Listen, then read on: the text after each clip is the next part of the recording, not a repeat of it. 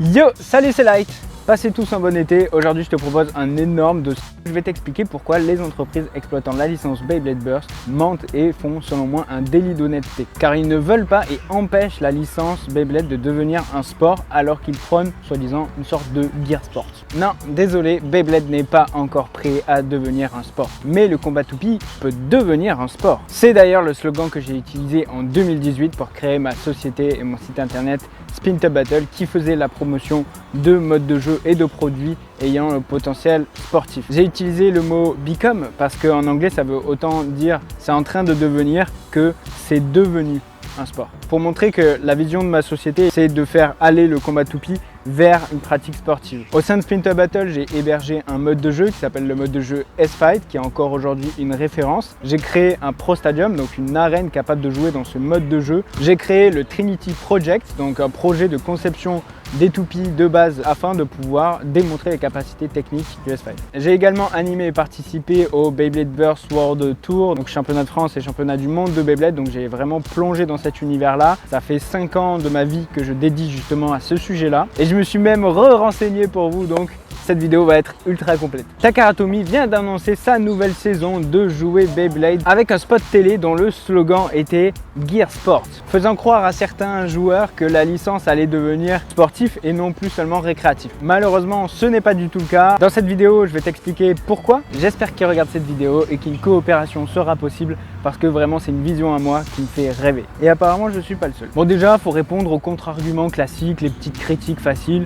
Déjà, le premier, c'est pas possible, ça peut pas devenir un sport parce que ça ne se joue pas en équipe. Alors désolé, mais tu peux totalement jouer en équipe en faisant des équipes de bladers. Après c'est vrai que pour que ce soit le plus stratégique, le moins foutoir possible, vaut mieux jouer en 1 contre 1. Cependant, il y a déjà plein de sports qui existent où ça se joue en 1 contre 1. Typiquement, le 100 mètres, ça se joue solo, les échecs, ça se joue solo. Bref, il y a plein de sports en fait qui se jouent solo. Premier argument, poubelle. Deuxième critique, c'est que ça ne fait pas faire d'exercice physique. Donc on ne peut pas le considérer comme un sport. Parce que pour beaucoup de personnes, un sport, c'est une activité physique. Ça aussi, c'est un argument qui est facilement démontable parce que déjà, premièrement, on peut, si on veut chipoter, dire que si quand même, il y a un effort qui dure, mine de rien, 1 à 2 secondes pendant le tir. C'est un mouvement physique très intense, bien qu'il soit court, qu'on peut rapprocher un petit peu du poids. Donc voilà, si je voulais chipoter, je pourrais dire quand même ça fait un peu faire du sport, etc. machin. Mais soyons honnêtes entre nous, une fois qu'on a développé nos muscles trapézoïdales, voilà, il n'y a plus trop de travail à faire, on va dire, au niveau de la force physique. Et puis c'est pas toute la force physique qui fait le travail, donc je pense qu'on doit être honnête avec nous et se dire que ce n'est effectivement pas une forme de sport traditionnel, effectivement, mais un sport plutôt un peu comme les sports automobiles ou le sport intellectuel comme les échecs, voire comme l'e-sport carrément. Donc des sports qui font travailler plutôt l'habilité, la réflexion plus que le côté physique. Donc ça peut quand même devenir une forme de sport, comme ils disent gear sport par exemple, typiquement ça pourrait devenir un gear sport par exemple. Troisième argument, c'est que c'est pas stratégique, 3 arts 2 comme jeu. Ça aussi c'est un argument qui est facilement démontable. Effectivement, il y a un système de probabilité qui existe dans le jeu. Il existe beaucoup de matchs dans lesquels le taux de probabilité est extrêmement élevé. Et c'est pas parce que toi ou nous, de manière générale les humains, on n'est pas capable de calculer en temps direct toutes les caractéristiques physiques d'un combat et d'étudier dans notre tête les probabilités qu'elles n'existent pas. On reste sur des caractéristiques physiques, donc des décisions de match qui sont prédéfinies à l'avance. Il n'y a que le vent qui reste un petit peu aléatoire et encore, ça c'est un facteur qu'on peut isoler. Il y en a aussi qui vont me dire, ouais mais il y a beaucoup de variations et donc du coup ça crée des irrégularités de jeu, etc. C'est vrai et faux à la fois. Si on reste sur des petits systèmes de catégories, par exemple typiquement la typologie dans Beyblade par exemple, si elle est respectée, on peut avoir un système de jeu équilibré. Je te donne un exemple, on va créer là toi et moi en 2 secondes un metagame de jeu de toupie. On sait que physiquement il y a 3 caractéristiques qui rentrent en compte dans une rotation de toupie, la masse, l'inertie et l'aérodynamisme par exemple. Voilà, je t'épargne la friction, l'explosion, etc. D'accord. Juste on va rester juste sur ces 3 basiques, d'accord. Donc juste déjà avec ces 3 paramètres, ces 3 curseurs, on peut faire déjà 3 catégories de toupies. Une catégorie qui a beaucoup de masse mais pas beaucoup d'inertie et pas beaucoup d'aérodynamisme. Une seconde catégorie qui a beaucoup d'inertie mais pas beaucoup de masse et un aérodynamisme pas bon. Une troisième catégorie qui a un bon aérodynamisme mais pas beaucoup de masse et pas beaucoup d'inertie. Voilà. Là voilà, tu vois, on vient de créer en 5 secondes 3 typologies de toupies ultra équilibrées entre elles. Si on touche à d'autres paramètres, on peut faire en sorte qu'une catégorie batte l'autre que l'autre batte l'autre, etc. Donc il est techniquement possible, croyez-moi, je l'ai fait justement sur le projet S-Fight dont je viens de vous parler. Je l'ai fait, il est possible techniquement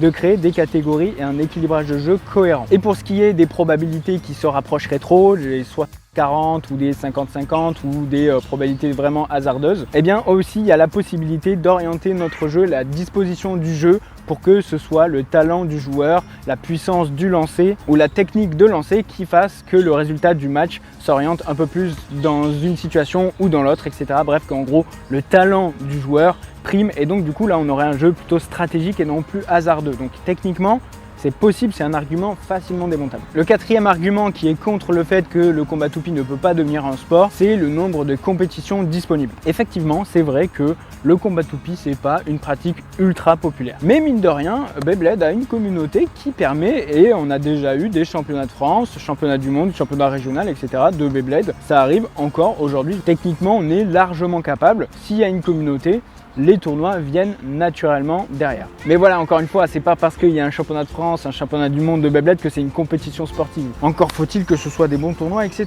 Mais ça, on y reviendra tout à l'heure. Mais alors, vous allez me dire, qu'est-ce qui bloque ? Qu'est-ce qui fait que le combat de toupie ne peut pas devenir un sport? On va étudier justement ces trois combats toupie dont je viens de vous parler, le Baigoma, le S-Fight et le Beyblade. C'est aujourd'hui les seuls trois jeux de combat toupie qui ont le potentiel de devenir un sport. Premier problème, c'est les organisations. Le sport est généralement organisé par des fédérations nationales et internationales ou des organismes indépendants qui supervisent et réglementent la pratique du sport. Elles établissent des normes, organisent des compétitions, délivrent des licences et promouvoient le sport à grande échelle. Pour le Baigoma, c'est simple, ça s'est organisé de manière plus ou moins officieuse. Il n'y a jamais eu vraiment d'organisation de Baigoma, mais il y a quand même des associations. Quand on se penche quelques minutes sur les règles du jeu ou les toupies autorisés, on voit qu'il y a des gros déséquilibres, etc. Donc on ne peut pas dire qu'il y a vraiment des fédérations aujourd'hui de Baigoma. Pour ce qui est du S-Fight, j'ai opté pour un système démocratique, c'est-à-dire le fait de rendre en libre accès en fait toutes les restrictions techniques public et de proposer aux joueurs qui ont testé le S-Fight et qui ont la preuve que certaines choses sont déséquilibrées, etc., de proposer des bugs fixes, des améliorations en gros aux restrictions techniques des S-Fight. Donc en gros, la communauté peut s'emparer du sujet si toutefois ça respecte la charte de départ du S-Fight. En gros, une sorte de constitution dans le S-Fight et ensuite des lois et donc du coup, les gens peuvent modifier les lois si tu préfères. Donc en gros, c'est un système démocratique ou ouvert, open source. Et donc là, pour le coup, on se rapproche plus d'une sorte de fédération, organisation un peu plus sérieuse. Cependant, il n'y a pas aujourd'hui de cadre, on va dire, légal à ça. Beyblade, eux, essaient de se la jouer fédération. D'ailleurs, ils ont déjà sponsor une association au Japon qui s'appelait WBBA. Aujourd'hui, c'est Bayforce. Mais on n'est absolument pas du tout sur déjà une association indépendante, pas du tout. Elle est totalement financée par la licence Beyblade. Et puis quand Hasbro, par exemple, organise des events, ils font tout full eux-mêmes. Je le sais, pour avoir essayé d'organiser des événements, ils bloquent toute organisation utilisant le logo de la licence Beyblade. Ils sont pas du tout, mais alors vraiment pas du tout dans un objectif associatif, sportif. Vraiment, ils n'ont pas du tout cette philosophie-là, ils sont purement commerciaux et ils bloquent justement toute organisation possible autour de leur licence Beyblade. Et quand il y a des initiatives ou que je leur envoie des messages justement pour essayer d'initier quelque chose, un partenariat, une certification avec eux sur leurs produits à eux, dans leur propre écosystème, même ça, ils font vraiment l'autruche, ils mettent la tête sous la terre et leur oh, on n'entend rien, hop, on fait ce qu'on veut, rien à foutre. Voilà, ils n'ont pas du tout ça. Donc Baigoma, je mettrais plutôt un point jaune, le S-Fight plutôt un point vert mais pas foncé, et le Beyblade, je mettrais un gros point rouge. Donc Beyblade n'a pas l'organisation, une organisation extérieure et indépendante qui agissent dessus. Donc voilà. Typiquement, on me dit souvent, mais dans l'e-sport, c'est possible. Il y a même des entreprises privées qui opèrent dans l'e-sport. Il y a, par exemple, tu as la licence Street Fighter qui existe dans l'e-sport. Pourtant, c'est une licence privée. Sauf que Street Fighter, déjà, ils ont des développeurs qui font sérieusement les choses. Généralement, quand ils sortent un jeu Street Fighter, souvent tout est public en plus. Quand ils font des bugs fixes, c'est clairement dit, annoncé. Les events, c'est pareil. C'est même la licence, la marque qui essaie de financer et sponsoriser justement ce genre d'event, mais c'est toujours des events extérieurs souvent qui organisent les events e-sport. De plus, l'agrément e-sport impose justement à ces jeux des restrictions, on va dire techniques, une charte compétitive. Il faut que leur jeu soit bien équilibré, etc., bien stratégique, et en gros qu'ils soient vraiment compétitifs. Et puis il y a d'autres jeux d'e-sport qui sont plus des spectacles et non pas vraiment pris au sérieux comme une forme de compétition sportive. Souvent il y a même des jeux comme par exemple je crois Fortnite qui à la base n'étaient pas destinés pour être compétitifs ou pas suffisamment suffisamment compétitif et qui ensuite a rajouté des modes dans leur jeu pour qu'ils deviennent techniquement compatibles avec l'e-sport. Donc c'est absolument pas du tout le cas de la licence Beyblade. Encore une fois, je souhaite qu'ils me prouvent l'inverse. Vraiment, je suis positif, je veux que ça arrive. J'insiste là-dessus, s'il y a bien un message qu'il faut retenir, c'est pas Beyblade ils empêchent tout machin. Je veux que Beyblade, s'ils me regardent, ils se rendent compte un peu de leur com. Deuxième problème qui bloque le fait que le combat toupie devienne un sport, c'est les règles et les réglementations. Le sport est régi par des règles claires et définies. Claires et définies, c'est-à-dire qu'ils sont publiquement montrés et qu'ils ne bougent pas, ils sont définis, ils sont stables, le jeu est plutôt stable. Ces règles définissent l'équité, la sécurité et l'intégrité du jeu. Elles définissent comment les participants doivent se comporter, les règles du jeu, comment on va calculer le système de points, etc. Pour Beyblade et d'ailleurs aussi pour d'autres écosystèmes de combat toupie, chaque écosystème déjà a ses propres règles au sein même de Beyblade. Chaque licence Beyblade, Bakuten, Metal Fight, Burst, X maintenant ont leur propre système différent. De deux, vu que c'est la licence Beyblade eux-mêmes qui se sont donné leurs propres règles du jeu, il y a forcément un déséquilibre dans leurs règles potentielles. En tout cas, aucune instance extérieure pour avoir techniquement pratiqué ça et c'est surtout des règles que eux choisissent de faire évoluer comme ils souhaitent. Mais surtout, le gros point noir, c'est que le matériel n'est absolument pas du tout défini. La sortie perpétuelle de produits rend difficile la mise en place de compétitions standardisées, justes et équitables. Donc encore une fois, Beyblade sont dans le rouge sur ce point-là, sur les règles et les réglementations et sont remises en question. Typiquement, allez voir ma vidéo sur l'annonce de la génération Beyblade X, le système de points Beyblade X. Par exemple, lors du championnat du monde aussi, il y avait beaucoup de hasard dans la manière dont s'est déroulé le tournoi, l'événement. Les participants devaient mettre leurs 3 toupies, leurs 3 combos, une sorte de case, sans savoir les toupies qu'il y a en face. Et puis, il y avait un système de roulement aléatoire. Donc, évidemment, c'est largement critiquable. Donc, Beyblade, sur ce point-là, règles et réglementations, je leur mets en rouge. Ils s'empêchent de devenir un sport à cause de ça aussi. Pour le S-Fight, on est clairement sur du vert. On est en plus sur quelque chose d'évolutif. Non remise en question jusque-là, que j'ai bien pu étudier. Il y a même des gimmicks de jeu que la plupart des bladers ne connaissent même pas encore, que j'ai déjà intégré au S-Fight. Typiquement, le rail, je l'avais intégré bien avant que Takara Tomy en fasse une révolution. On a un mode de jeu qui se rapproche plus de Beyblade, mais malgré ça, toutes les catégories sont publiquement et techniquement encadrées par des caractéristiques physiques qui sont montrées sur une page internet. Et donc le matériel et les capacités maximales du matériel sont clairement définies. Ça ne bouge pas, etc. Donc je mettrai un vert sur le S-Fight, il a la capacité technique réglementaire de le faire. Dans le Baigoma, je lui mettrai plutôt un vert, mais dû au fait qu'à certains endroits du Japon, ils n'utilisent pas les mêmes règles et les mêmes réglementations, c'est quand même un peu flou en fait, ça manque justement d'une organisation pour faire ces règles et cette réglementation malheureusement. Donc c'est plutôt jaune, verdâtre. Troisième point qui fait que ça ne peut pas devenir un sport, c'est le niveau de pratique qui est étendu. Un sport a besoin d'une communauté nationale, internationale, d'être joué à grande échelle partout à travers le monde. Qu'il s'agisse de joueurs amateurs ou professionnels. Et aujourd'hui, à travers le monde, déjà, ça manque un peu de diversité, notamment en termes de genre, mais également dans certains pays où c'est très peu pratiqué. Même la célèbre licence Beyblade n'est pas pratiquée dans ces endroits-là. Donc le Baigoma, comme je l'ai dit, c'est seulement dans quelques villages et chez certains passionnés au Japon. C'est vraiment très restreint comme pratique. Le S-Fight, j'ai essayé d'en faire la promotion via des influenceurs en 2020, donc il y a juste une petite percée, et voilà, on est vraiment qu'au début du truc, c'est vraiment inconnu au bataillon, à part pour ceux qui sont vraiment passionnés de combat de toupie. Et le Beyblade, pour le coup, a cette capacité, a cette renommée, donc a le potentiel de fédérer une communauté autour de son nom qui est devenu evergreen. Quand on dit Beyblade, généralement à quelqu'un, il y a combat de toupie dans sa tête qui vient, etc. Donc sur la communauté, j'ai envie de mettre un rouge au Baigoma et au S-Fight et un vert au Beyblade. Sauf qu'en réalité, je vais juste mettre un jaune parce que Beyblade a séparé ses utilisateurs en 4 générations, vu qu'à chaque fois, ils souhaitent renouveler totalement le matériel et donc les joueurs et ciblent à chaque fois une nouvelle génération, donc une tranche d'âge qui est très restreinte et donc touche seulement quelques personnes de la population à chaque fois et donc divise les générations. Typiquement, il y a des gens qui aujourd'hui ont connu Bakuten mais qui ne connaissent pas Beyblade X ou des gens qui ont connu Burst mais qui n'ont pas connu Metal Fight. Il y en a effectivement comme moi qui peut-être connaissent les 4. Mais est-ce qu'ils jouent les 4? Même moi qui suis passionné là-dedans, je ne joue pas les 4. De plus, chaque génération a été divisée en plusieurs saisons qui ont des specs de toupies différentes et surtout, il y a 2 constructeurs différents. Donc en fait, la licence Beyblade, peut-être que le nom Beyblade est ultra connu, machin, mais en réalité, ils divisent la communauté et donc ils perdent selon moi ce potentiel et ce point vert que je leur accorderai. Donc Je leur mettrais plutôt un jeune en termes de pratique étendue. Malheureusement, ils limitent la pratique. Ils en ont la capacité, mais ils font n'importe quoi. Ils devraient faire un système de suivi comme le S-Fight. Avec une génération, ça pourrait être techniquement possible. Sauf qu'ils ont fait le choix de l'obsolescence, etc. Donc bref. Face au point suivant, vous allez voir où je veux en venir. Quatrième point qui empêche Beyblade de devenir un sport, la stabilité des règles. Les sports nécessitent une stabilité dans leurs règles pour garantir l'équité et la cohérence. Les changements fréquents dans les caractéristiques du matériel pourraient perturber l'équilibre et l'égalité des chances entre les joueurs, car cela introduirait des avantages ou des inconvénients injustes à différents moments de cette vague de nouveautés. Bon, pour le Baigoma, je mets un point vert là-dessus. On est sur un jeu extrêmement ancestral qui a très peu évolué finalement avec les années, un petit peu mais pas trop. Le S-Fight c'est pareil, on est sur un mode de jeu qui se veut extrêmement stable et dont les améliorations vont seulement et uniquement dans le sens d'un jeu plus stratégique, plus compétitif. Il n'y a pas d'upgrade inutile qui est fait. Le jeu il est conçu pour être stable et s'il y a des nouveautés, on essaie de les implémenter dans ce nouveau jeu sans détruire l'écosystème en cours. Donc encore une fois, le S-Fight a cette capacité technique, encore une fois verte comme le Baigoma, de devenir un sport sur ce point-là. Mais évidemment, c'est qui est mauvais élève sur ce point-là, c'est Beyblade, qui fait des variations techniques de toupie de plus en plus poussées vers le haut. En gros, il pratique l'obsolescence de performance, obligeant les athlètes de haut niveau à se procurer toujours le dernier matériel. Au bout de quelques générations, on se retrouve très vite avec facile 50 pièces, 50 points, 50 machins à devoir acheter pour seulement être au niveau.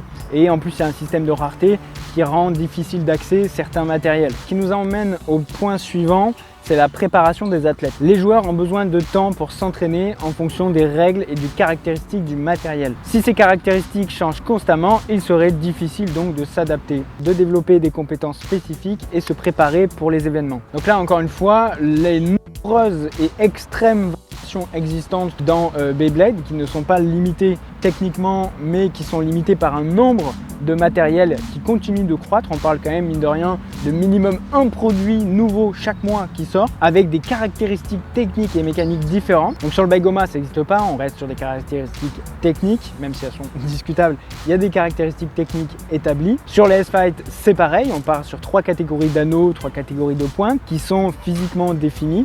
On est sur quelque chose de largement stable et qui fait que les athlètes, si aujourd'hui s'entraînent, qui sont en top niveau aujourd'hui, dans 2 ans, ils n'auront pas besoin de faire une mise à jour du matériel. Donc vert pour le Baigoma, vert pour le S-Fight, mais rouge encore une fois pour le Beyblade. Ce qui m'amène au dernier point, le coût et l'accessibilité. Un sport doit être normalement accessible financièrement ou doit utiliser un environnement physique naturel qui permettrait un coût assez bas. Bon, typiquement, si vous êtes assez motivé, normalement, pour reproduire un panier de basket tel qu'il est derrière moi, avec voilà, un peu de bricole, pour 500 €, tu t'en sors. Et puis, tu as un jeu qui dure vraiment extrêmement long terme. Pareil pour beaucoup de pratiques sportives, une table de ping-pong, typiquement tu peux en avoir une pour 250 €, avec les raquettes, etc. C'est vrai que quand tu vas dans le haut de gamme, tu débourses toujours plus d'argent, mais ça va, il y a une limite et surtout, après c'est stable, ça reste sur le long terme, le matériel, il n'y a pas besoin de le changer pour le changer. Donc le changement fréquent du matériel pourrait entraîner des coûts élevés pour les pratiquants, rendant le sport moins accessible financièrement, notamment aux petites bourses. Les athlètes devraient constamment acheter de nouveaux équipements pour s'adapter au changement, ce qui pourrait créer des inégalités économiques et limiter la participation. Donc sur le Baigoma, bon, on est sur un truc qui coûte, sur un morceau de ficelle et une Baigoma, ça en a pour 12 balles. Ok, les plus chers, elles coûtent 75 €. Ensuite, la reine, c'est un morceau de tissu à 20 balles. Donc le Baigoma, je lui mets un vert, même vert foncé. Le S-Fight, je lui mets un vert voire plutôt jaune actuellement, mais normalement c'est vert, mais là c'est plutôt jaune. Pourquoi? Parce que techniquement, oui, tout le monde peut fabriquer sa propre toupie, etc. Si demain il y a beaucoup de constructeurs qui fabriquent des toupies avec des certifications S-Fight, le prix sera vraiment cassé, pareil pour les arènes. Mais aujourd'hui, le seul fabricant qui a joué le jeu de la certification S-Fight, c'est Spin Top Battle, et j'ai visé lors de la création de mes produits, en tout cas les premiers produits que j'ai créés, Pro Stadium, Pro Launcher, Toupie Trinité, j'ai visé le très haut de gamme et donc du coup on a un setup complet d'S-Fight entre 500 € et 1000 € selon si c'est neuf ou d'occasion. Après, le matériel, il est normalement long terme, donc une fois que c'est acheté, c'est bon, on est tranquille. Ça a la possibilité technique de devenir même vert foncé. Le mauvais élève là-dessus, c'est évidemment Beyblade qui est extrêmement vicieux parce qu'il vous fait croire que c'est des toupies accessibles. Ça coûte moins de 20 € la toupie. Sauf que c'est en réalité faux, on le sait tous, hein, les bladers qui sont un petit peu passionnés. On a tous minimum hein, une dizaine de combos minimum chez nous. Je crois que je dois en être à des milliers d'euros de toupies, de produits Beyblade que j'ai achetés et qui aujourd'hui, par exemple, typiquement la génération Beyblade Burst qui sont obsolètes. De plus, il y a un système de rareté où parfois pour avoir certains lanceurs, eh bien on est obligé de débourser une certaine somme ou alors acheter une toupie qui va avec ce lanceur pour avoir juste le lanceur ou un accessoire justement de ce lanceur qui est disponible que dans ce pack et qui, enfin vous voyez ce que je veux dire. Et quand on achète en pièces détachées, ça repousse le problème parce qu'en réalité on paye plus cher le coût de la pièce détachée à l'unité parce que ça repousse juste le problème d'une rareté superficielle créée par la licence Beyblade. Donc c'est très vicieux de leur part de nous faire croire que c'est très accessible, sauf que en réalité quand on est dans l'écosystème c'est pas du tout accessible, surtout quand on met en perspective le nombre de pièces qui existent. Donc un énorme rouge pour Beyblade. Et j'en arrive au dernier point, la constance des performances. Les caractéristiques stables du matériel permettent une comparaison juste et cohérente des performances des athlètes et du matériel au fur et à mesure du temps. Si les caractéristiques du matériel changent régulièrement, il serait difficile de comparer les performances et d'établir des références et des records, voire des stratégies récurrentes. Et encore une fois, Beyblade, en créant cette nouveauté et cette nombreuse variation existante, empêche cette stabilité de jeu, on va dire, cette constance de l'équilibrage du jeu. Alors cependant, ChatGPT m'a dit, il convient de noter que certains sports peuvent avoir des mises à jour périodiques du matériel pour tenir compte des avancées technologiques et des améliorations dans le but d'améliorer la sécurité ou l'équité. Cependant, ces changements sont généralement soigneusement évalués et mis en œuvre avec un intervalle de temps long pour permettre aux participants de s'adapter et de se préparer. Le seul contre-exemple qui existe, c'est dans le domaine de l'e-sport. Il est courant de voir des mises à jour régulières du jeu et des ajustements des caractéristiques des personnages, des armes ou des capacités des joueurs. Mais c'est soit pour équilibrer des personnages, rendre plus équitable le jeu ou rendre plus compétitif le jeu, ou pour régler des problèmes techniques sur le jeu. Mais les caractéristiques du matériel évoluent en raison, c'est normal, de la nature virtuelle du jeu vidéo. C'est ça la différence avec le physique. On a la possibilité de modifier à distance tous les paramètres du jeu instantanément sur tous les appareils du monde. Comme ça, une mise à jour. De plus, ces modifications sont déclarées et annoncées publiquement par les développeurs ainsi que les objectifs de pourquoi ce bug a été corrigé. J'ai été longtemps joueur d'un jeu qui s'appelait Blaston, c'est un jeu compétitif où on se tire dessus en réalité virtuelle. Il y avait souvent une nouveauté qui était apportée chaque mois, donc une arme un petit peu fun et tout qui arrivait. Et puis les mois d'après, cette arme était rééquilibrée, ils faisaient ce qu'on appelait un bug fix. Ils nous disaient en gros voilà, cette arme là elle est passée de 4 dégâts à 3 dégâts parce qu'elle était trop cheatée, machin bidule. On l'a rééquilibrée, c'est bon. Et du coup dans la structure compétitive, les mises à jour sont souvent accompagnées d'une période de transition pour que les athlètes aient le temps de faire cette transition vers ce nouveau jeu, cette nouvelle mise à jour du jeu qui a été faite. Donc c'est fait proprement, dû justement à la nature virtuelle et numérique. Dans le domaine des sports physiques traditionnels, il est rare, voire en fait quasiment inexistant, l'évolution d'un matériel de manière aussi fréquente. Une modification par mois, il n'y a aucun sport aujourd'hui au monde qui fait ça, je vous le dis. Vous avez donc dans cette vidéo toutes les raisons pour lesquelles le combat toupie n'est pas encore un sport et surtout pourquoi la licence Beyblade est encore loin techniquement de devenir un sport et pourquoi elle-même s'empêche de devenir un sport. Ce qui m'amène au point suivant sur le cas Beyblade, la problématique. Gear Sports, c'est du gros plan marketing. Si vous vous appuyez que sur leurs spots télévision ou leurs grandes annonces, sachez que c'est juste une volonté générale des joueurs qui surfent sur cette vague. Comme ils ont surfé à l'époque sur les critiques de leurs toupies, comme quoi elles étaient trop lourdes, ils nous ont dit marketingement que ça allait plus être ça et en fait ça a continué d'être ça. Le spot télé, en fait, il ressemble énormément au spot TV qui avait été fait sur Metal Fight. Est-ce que sur Metal Fight vous avez ressenti particulièrement que ça devenait un sport ? Non, voilà. Vous le savez, je suis pour que le combat toupie devienne un sport. Je l'ai montré techniquement à l'appui, j'ai fait tout pour que ça le devienne. Et j'aime toutes les démarches qui visent à montrer que le combat toupie devient quelque chose de vraiment stratégique et compétitif. Mais là, ils font vraiment pas bien les choses. Takara Tomy, en tout cas, à voir du côté d'Hasbro cette année au niveau de leurs annonces. Mais je pense que ça va être similaire. On sait très bien leur communication, leur pratique. Ça ne change pas, ça n'évolue pas au fur et à mesure des années. Du côté de chez Takara Tomy qui a annoncé cette nouvelle génération Beyblade X, on voit une gimmick qui met en avant le côté accélération du jeu avec un système de points qui est hasardeux, mettant l'accent sur le fun. Donc on le voit bien, ils ne sont pas prêts à faire les bons choix, les choix profonds pour que ça le devienne. Ils n'ont pas communiqué, axé leur business model non plus seulement sur la vente de produits mais la vente de services, notamment par exemple avec l'organisation d'événements, pas du tout. Ils n'ont pas non plus communiqué sur l'ouverture technique et l'élaboration des caractéristiques du matériel, de faire en sorte qu'il n'évolue pas et qu'il ne s'arrête pas avec le temps pour les raisons évoquées, parce que c'est incompatible purement et simplement avec la pratique d'un sport. Est-ce qu'ils sont prêts à faire des sacrifices marketing pour arriver à toucher un large panel de joueurs et non plus les enfants comme ils ont fait? Non plus. Est-ce qu'il y a un engagement stratégique compétitif annoncé?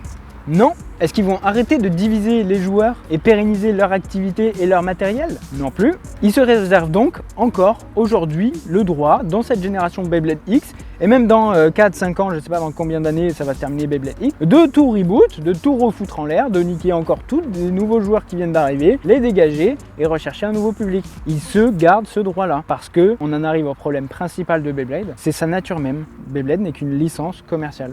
Ce n'est pas le nom d'une pratique sportive, ce n'est pas le nom d'une association, ce n'est pas le nom d'un jeu de combat toupie, c'est une licence commerciale, tout comme Nike est une licence commerciale. C'est une entreprise privée qui est opaque sur absolument toutes ses décisions. C'est ce qui fait qu'il bloque aucune transparence sur l'élaboration des caractéristiques physiques des toupies. Pas d'études protocolaires publiques faites sur la méta du jeu. Aucune instance contrôlant l'application et la mise à jour du jeu. Les bug fixes ne sont pas contrôlés, bref, il n'y a rien du tout. Rien du tout. Donc toutes les personnes qui viennent me faire croire que parce qu'il va y avoir 2-3 tournois dans leur ville, le Beyblade va devenir un sport, non.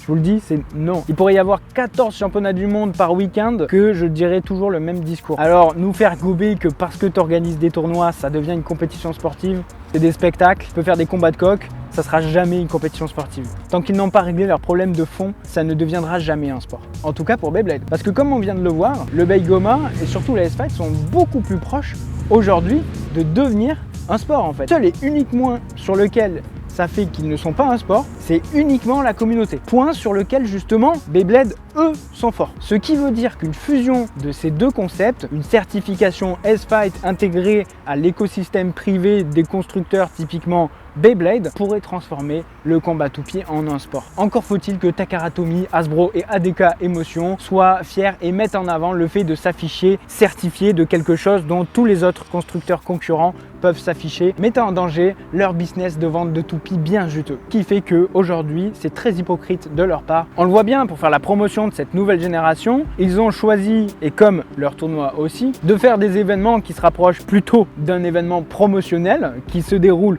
dans des magasins participants qui sont des magasins de jouets, donc preuve qu'ils ne changent pas de cible. Leurs annonces et leurs découvertes de produits sont faits dans des expositions de jouets et n'ont pas du tout visé les centres de jeux de société ou les centres sportifs à aucun moment. Donc j'ai bien envie de les croire et me dire bon ben ça va arriver machin. Mais malheureusement tout ce qu'ils ont fait dans le passé, tout ce qu'ils sont en train de faire et tout ce qu'ils ont annoncé ne règle absolument aucun point technique qu'on a vu aujourd'hui. Donc j'ai aucune preuve, on n'a aucun élément qui prouve que peut-être Beyblade va évoluer vers quelque chose de sportif. Par contre on a les preuves inverses et on peut prouver aujourd'hui que Beyblade n'a pas l'intention de réellement devenir un sport. Donc si Hasbro et Takara Tomy vous passez par là, contactez-moi pour vous aider à implémenter ces concepts sportifs dans votre écosystème privé de toupies. Si réellement vous souhaitez arriver à vos fins. Comme je l'ai dit, techniquement, certification que j'ai créée par le passé et les études que j'ai fait pour obtenir des équilibrages de jeu, techniquement permettent le S-Fight de devenir un sport. Et je leur dis d'avance, si ça arrive, n'essayez pas de faire votre propre certification parce que, encore une fois,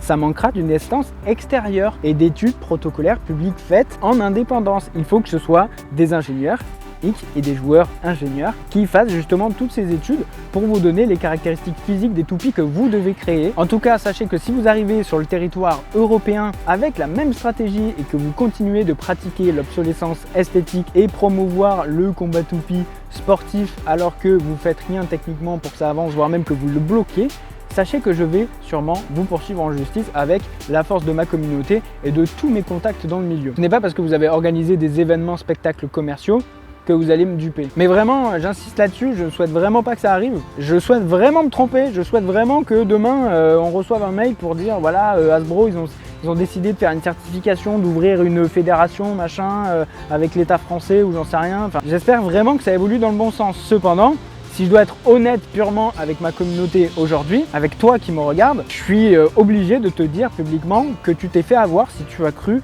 2 minutes ce qu'ils ont dit. La conclusion, bon finalement, on va pas se le cacher, essayer de transformer le combat toupie en un sport, franchement, est-ce que c'est si important ?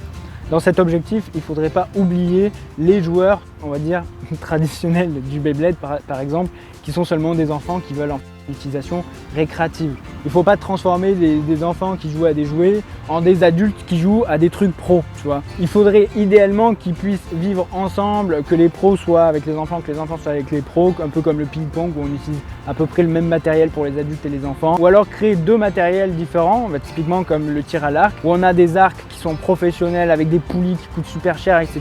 Et puis des petits arcs sécurisés pour la maison avec une ventouse au bout, etc. Comme on peut imaginer une fusion des deux, un écosystème qui ferait les deux. Tous doivent être contentés. En tout cas, amusez-vous bien. C'était Dracolite. Yo!